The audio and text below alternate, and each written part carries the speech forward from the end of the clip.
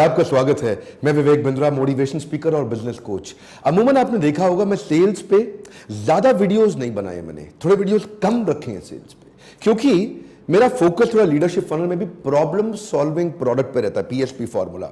मैं वो PHP formula पे फोकस इसलिए करता हूं क्योंकि दुनिया के सारे बड़े अच्छे ब्रांड्स जो जमीन से शुरू होकर ऊपर तक गए हैं, फर्श से अर्श तक, ये वो हैं जो प्रॉब्लम सॉल्व करने वाले प्रोडक्ट को तैयार कर देते हैं, सेल्स अपने आप बढ़ जाती है। बहरहाल आज का टॉपिक मैं लूंगा कि वो चार क्या कारण हैं जिनकी वजह से आप सेल्स में या तो असफल हो गए हैं या बड़ी सफलता हासिल नहीं कर पाए। चाहे आप किसी भी प्रकार की सेल्स कर रहे हैं, आप B2B सेल्स कर रहे हैं, B2C कर रहे हैं या B2B2C कर रहे हैं, इन पे मैं वीडियो पहले भी बना चुका हूं, या आप डायरेक्ट सेलिंग कर रहे हैं या मल्टी लेवल मार्केटिंग की सेल्स कर रहे हैं, या हो सकता है कि आप इंटरनेट बेस्ड डिजिटल मार्केटिंग से भी सेल्स कर रहे हो।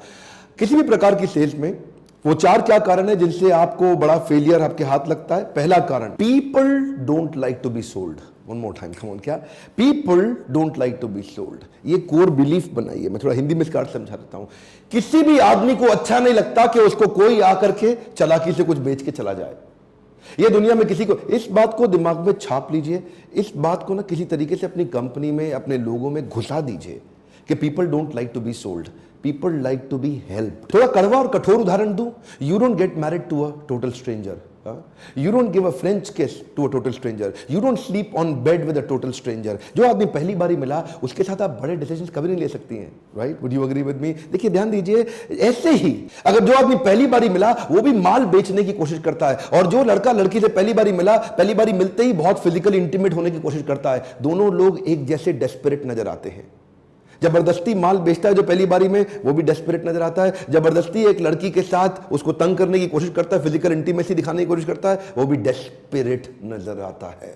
ऐसे डेस्परेट लोगों को देख के लोग गायब होना चाहते हैं, कटना चाहते हैं, पसंद नहीं करते। इसीलिए कस्टमर को माल मत बेचो, मदद करो। कम ऑन, माल मत बेचो, मदद करो। कस्टमर की पुरानी प्रॉब्लम सॉल्व करा दो या आगे का गोल अचीव करा दो, दो चीजें पकड़ लीजिए। कम ऑन, कस्टमर की पुरानी प्रॉब्लम सॉल्व करा दो या उसका गोल अचीव करा दो। मान लीजिए आपने डिसाइड कर भी लिया कि मैं बेचू नहीं बनूंगा, मैं सेलू नहीं बनूंगा, जबरदस्ती सेल्स नहीं करूंगा, जबरदस्ती कन्विंस नहीं करूंगा, लोगों की हेल्प करूंगा। अगर आपने ये डिसाइड कर भी लिया तो भी नंबर 2 बड़ा इंपॉर्टेंट आता है आपके देखने के लिए, जो गलती बहुत होती है, when you don't dig deep enough. Come on, क्या? When you don't dig deep enough। आप जबरदस्ती मदद नहीं कर सकते किसी की, पहले आपको जानना पड़ेगा उसको मदद चाहिए क्या। एक बार कुछ बच्चे क्लास में लेट पहुंचे, मास्टर जी बोले, अरे बच्चों लेट काहे हो गए? अरे मास्टर जी, वो बूढ़ी औरत को सड़क पार करा रहे थे। अबे तो आधा घंटा लेट कैसे हो गए? मास्टर जी, वो सड़क पार करने को मान नहीं रही थी। जबरदस्ती कस्टमर को गलत सड़क पार मत कराओ। कस्टमर की मदद करनी है तो पहले जानो उसको मदद चाहिए क्या है। प्रोस्पेक्टिंग, प्रेजेंटिंग और पोजिशनिंग करने से पहले उसकी नीड ढूंढिए और नीड को हेल्प में कन्वर्ट करिए। प्रोडक्ट तो बाद में आता है जी, प्रोडक्ट पहले नहीं आता पिक्चर के अंदर। पहले उसकी नीड आती है, फिर आप सोचते हो कि मैं इस नीड में इसकी कैसे हेल्प करूं। उसको बोलते हैं कंसल्टेटिव सेलिंग। कंसल्टेटिव सेलिंग का मतलब क्या? पहले कंसल्ट करोगे सामने वाले, सबसे पहले कुछ चर्चा करोगे, समझोगे उसको चाहिए क्या है, उसके बाद। तो पहला स्टेप क्या था? People don't like to be sold. दूसरा स्टेप क्या है? You did not dig deep enough. इसमें आपने उसका नीड भी जान लिया, उसका वांट भी जान लिया, उसका गोल भी जान लिया, उसका प्रॉब्लम भी जान लिया। अब आप प्रोडक्ट देने की जैसी कोशिश करेंगे। तीसरे स्टेप में ध्यान दीजिए, कहीं गलती ना हो जाए। इसको बोलते हैं आइडेंटिफाई और KDM। KDM का मतलब क्या है? की डिसीजन मेकर। जिसको आप माल बेच रहे हैं उसके पास डिसीजन लेने की एबिलिटी है भी कि नहीं है। कई बार you are talking to a wrong person, आप गलत आदमी के साथ दीवार पे धक्का लगा रहे। दीवार पे धक्का नहीं लगाते, दरवाजे पे लगाते। देखिए, 5 तरह के लोग होते हैं जो आपका माल खरीदते हैं। पहला होता है इनिशिएटर, दूसरा इन्फ्लुएंसर, तीसरा डिसाइडर, ये डिसीजन लेता है, और चौथा बायर, ये खरीद के आता है, पांचवा कंज्यूमर, जो बाद में यूज करता है उस प्रोडक्ट को। अब 5 प्रकार के लोगों में आप टारगेट किसको कर रहे हैं और आपके बिजनेस में किसको टारगेट करना जरूरी है।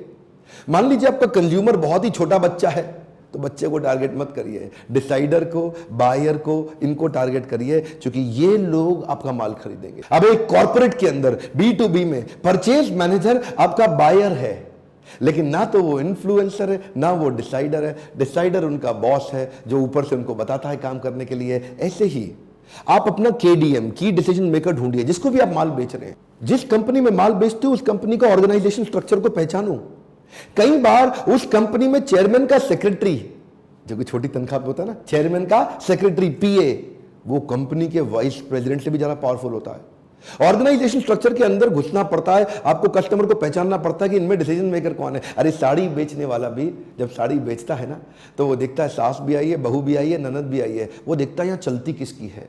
सास की ज्यादा चल रही है, बहू की ज्यादा चल रही है, ननद की ज्यादा चल रही है, जिसकी चल रही है फिर साड़ी उसके आगे रख देता है। आप बताइए कौन सी ठीक है, उसको मालूम है ये डिसीजन ले लेगी, माल तुरंत बिक जाएगा। इस तरह अपना probable customer, probable purchaser finalise करिए। ये प्रोबेबल कस्टमर क्या होता है? अगर आपने हार्ले डेविडसन बेचनी है, हार्ले डेविडसन बेचने के लिए कम समय में ज्यादा लोगों को दिखाओ, तो क्या करो, अब मुंबई में धारावी है, एशिया की सबसे बड़ी झोपड़पट्टी, वहां जाके ले जाओ। बहुत सारे लोग आपकी एक ही बार में बाइक देख लेंगे, हार्ले डेविडसन, वो देखेंगे भी ऐसे कि पता नहीं क्या आ गया है। थोड़ी देर बाद बाइक का खाली टायर बचेगा, हो सकता है कई चीजें गायब हो जाएं उसमें से। अरे वो आपका परचेजर है ही नहीं। समराइज कर देते हैं जी क्विकली, चौथे स्टेप जो आने वाला है उससे पहले। मान लीजिए आपने पहले 3 स्टेप ठीक कर लिए, आपने सामने वाले को बेचने की जगह मदद करा, उसकी नीड एनालिसिस कर लिया, आपने गहरा खोद के समझ लिया कंसल्टेटिव अप्रोच से कि उसकी एक्चुअल जरूरत क्या थी, और डिसीजन मेकर भी मिल गया, लेकिन आपको सामने वाले के बजट का पता ही नहीं। Unclear about the budget bracket, ये भी बड़ा डेंजरस है सर। कुछ लोग ऐसे होंगे, उन्हें तो पैसा खर्च कर सकते हैं ना पैसा खर्च करना चाहते हैं, एकदम बाहर कर दो उनको अपने चैप्टर से। कुछ ऐसे हैं जो पैसा खर्च कर सकते हैं और करना चाहते भी हैं, ये आपका परफेक्ट कस्टमर है, इसको एकदम ओके कर दो। अब बीच के बचे 2, एक वो जो खर्च कर सकते हैं लेकिन चाहते नहीं है जी, तो उनको आपको ना, अभी तक इसका मतलब लीड एनालिसिस ठीक नहीं हुआ, वो कस्टमर आपसे कनेक्ट ही नहीं हुआ, उसके बाद पैसा है लेकिन खर्च करना नहीं चाहता। उसका यही कारण है कि अभी तक आपने डिग डीप करके उसकी प्रॉब्लम को नहीं समझा। एक और बचा, ये क्या है जी, ये खरीदना तो चाहता है लेकिन इसके बाद पैसा है नहीं।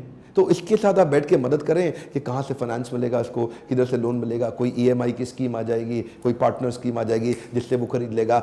आपको सामने के बजट ब्रैकेट को समझना पड़ेगा। 4 कैटेगरी थी, जो पैसा खर्च कर सकता है लेकिन करना नहीं चाहता, करना चाहता है लेकिन पैसा है नहीं, ना करना चाहता है ना है और करना भी चाहता है। तो 4 प्रकार की कैटेगरी थी। इन कैटेगरी से आप बजट ब्रैकेट आइडेंटिफाई करिए, ये 4 गलती मत करिए, सेल्स तुरंत बढ़ेगी। यकीन मानिए सेल्स करना दुनिया का सबसे आसान काम है, अगर आपको समझ में आ जाए करना कैसे है। क्या आपने लीडरशिप फनल की ग्रेजुएशन सेरेमनी की वीडियोस देखे थे? अगर नहीं देखे तो जरूर देखिए। अब तो कई ऐसे एंटरप्रेन्योर हैं जो ग्रेजुएट हो चुके हैं लीडरशिप फनल से। हम हजारों लॉस मेकिंग कंपनीज को प्रॉफिट मेकिंग बना चुके हैं, उनके सेल्स के मॉडल बदल चुके हैं। मैं 10 सेल्स के पावरफुल मॉडल्स एक्सप्लेन करता हूं इसी लीडरशिप फनल प्रोग्राम में। अगर फिर भी आपके बिजनेस में कोई प्रॉब्लम आ रही है तो एक काम करिए, मैं आपकी काउंसलर के साथ में फ्री कॉल का कमिटमेंट है, इसी नंबर पर फोन करिए और बोलिए मैं बिजनेस काउंसलर से बात करना चाहता हूं। आप उनको अपने बिजनेस की सारी प्रॉब्लम बताइए और समझिए कि क्या वो उसको सॉल्व कर सकते हैं, और वो आपको गाइड कर सकते हैं कि कैसे लीडरशिप फनल आपकी मदद करेगा। हमारे साथ जुड़े रहने के लिए, चैनल को सब्सक्राइब करने और करवाने के लिए, कमेंट बॉक्स में नीचे कमेंट लिख के हर बार की तरह अपनी प्रॉब्लम्स को बताने के लिए, वीडियो को लाइक करके हमारा उत्साह बढ़ाने के लिए, अपने फैमिली परिवार सदस्यों में शेयर करते रहने के लिए दिल से आप सबका बहुत बहुत धन्यवाद।